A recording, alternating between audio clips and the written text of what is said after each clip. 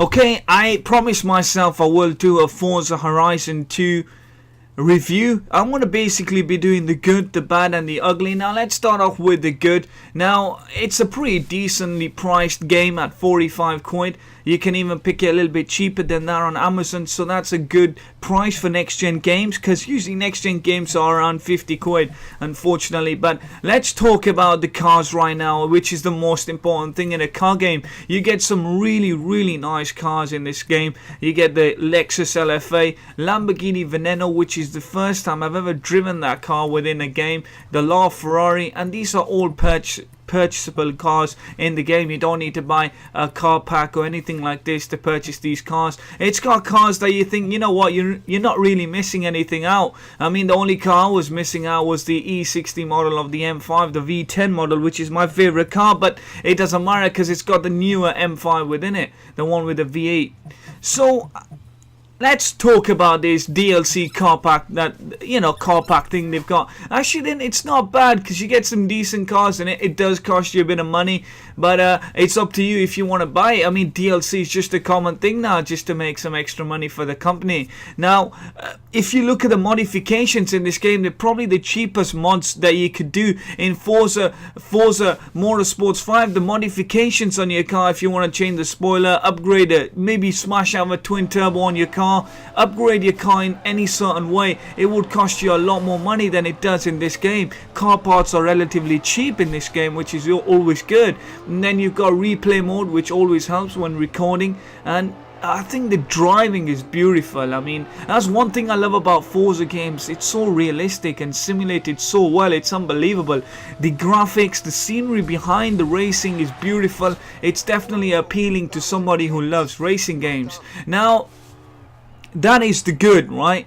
Now, I have to get to the very good side right now. I mean, things I really like about this game, which is why it's one of my favorite car games. You can do head-to-head races against people and races around the road. When you're just cruising along, you might see a car. Wow, look at that guy, and you can earn some extra credits by beating them in a race. Now, the main mission. Well, let's get back to head-to-head. Now, we've seen head-to-heads before, actually, in Need for Speed Rivals. However, this is much better than Need for Speed Rivals because you don't have the bloody police following you 24/7, and the graphics are so much more better and just is so much more realistic. Now, the main aim in this game is to complete 15 championships. Now, there are a number of championships and a number of locations where you can race. So you can do dirt racing, you can do hypercar, supercar, you can do muscle car championships, and obviously you need to buy a muscle car to do the muscle car championship. So I did a lot of the hypercar and supercar championships because I love them sort of cars,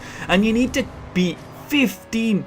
You have to complete 15 championships and then you enroll into the finale. Now, all this concept is beautiful. Now, I have to get to the bad side as well in a bit, but also let's talk about some more good things. You get a GPS sort of system where this lady called Anna will tell you exactly what you need to do if you're lost and just dawdling about. She can tell you to run over XP boards to get more XP. She can tell you to have some head-to-head races. She can tell you to do some bucket list challenges. Now, bucket list challenges are, they give you a certain car and you have to complete the target that they give you. So they might say, take this Lamborghini Veneno and hit 185 miles an hour before crossing the finish line, and you have to complete that, and you will get XP and you will get credits as well awarded to you. Now, also, I really enjoyed some of the challenges as well. Not just bucket list, but normal challenges. Like I was in this really slow car and I had to race a train. It was an epic race. I really enjoyed it. So it's just things like this, new extra sort of curriculum activities you can do besides just normal racing, and it's really nice. Now, I need to get to the bad side now. Unfortunately, good sides are really good. The bad side is it's repetitive.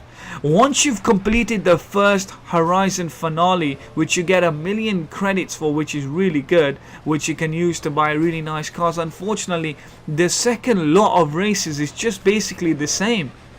it's just the same. Then you have to go back and do the 15 races again. Different races, is up to you which 15 you want to do. It just gets really repetitive, the game, once you've completed the first 15 and completed the Horizon finale, because it's just the same thing again. Also, bad things are that it doesn't have Formula 1 cars. Now, I think with Formula 1 being such an exciting sport now, I think all car games should have some sort of Formula 1 car inside. I mean, of course, we get the Veneno, which is the closest thing to a Formula 1 when you talk about cars, but it's always nice to have one. Now, yeah, just getting to the points really, it's just little points like that, and also the online wasn't so seamless as it could be. I mean, it does take you to good sessions, but sometimes it's a bit laggy, and when you're paying $60 a year for good connection, really don't want to see anything like that. But yeah, I mean, it's just little things, and it's just the online could have been a bit better. I think that the game was slightly repetitive after a while, after you completed the first 15 races and the championship. And I wish this game had Formula 1 cars. Them the only bad things, and I'll have to give this game an 8 out of 10. And if it had them sort of online, a better online Formula 1 cars, and a little less repetitive races towards the end, I would give this game a 9. But anyway, thank you very much for watching. This is a very good racing game to play. I definitely recommend it to all. Thank you very much for watching, and peace.